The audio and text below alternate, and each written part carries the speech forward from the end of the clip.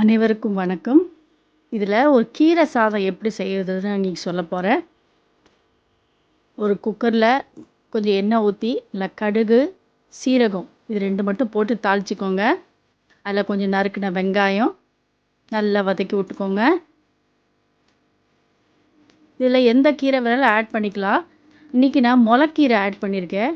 அலசின முளைக்கீரையை நல்லா போட்டு வதக்கி விடுங்க.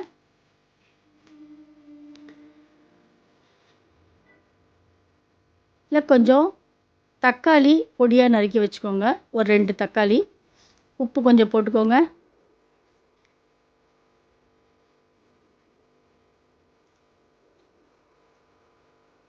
பொடியாக நறுக்கின தக்காளி சேர்த்து நல்லா வதக்கிக்கோங்க. அரிசியை ஒரு அரை மணி நேரம் ஊற வச்சு எடுத்து வச்சுருக்கேன். துவரம்பருப்பு ஊற வச்சு எடுத்து வச்சுருக்கேன், அதையும் இதில் சேர்த்துக்கிட்டேன். இப்போ ஊற வச்ச அரிசி எல்லாத்தையும் சேர்த்து நல்லா வதக்கிக்கோங்க. ரொம்ப வேண்டாம், ஒரு 2 மினிட்ஸ் வதக்கிக்கோங்க. அதில் கொஞ்சம் சாம்பார் பொடி,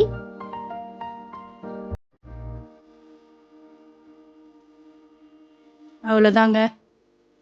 காலையில் ரொம்ப ஃபாஸ்ட்டாக பண்ணுறதுக்கு ஈஸியான சமையல். மறுபடியும் தேவையான உப்பு போட்டுக்கோங்க. 1 கிளாஸ் அரிசிக்கு 3 கிளாஸ் தண்ணி அந்த மாதிரி வச்சுருக்கேன். அப்புறம் பெருங்காயம் சேர்த்துக்கோங்க. குக்கரை மூடி 3 விசில் வைங்க. சுவையான கீரை பருப்பு சாதம் ரெடி. லைக் பண்ணுங்கள், ஷேர் பண்ணுங்கள், சப்ஸ்கிரைப் பண்ணுங்கள்.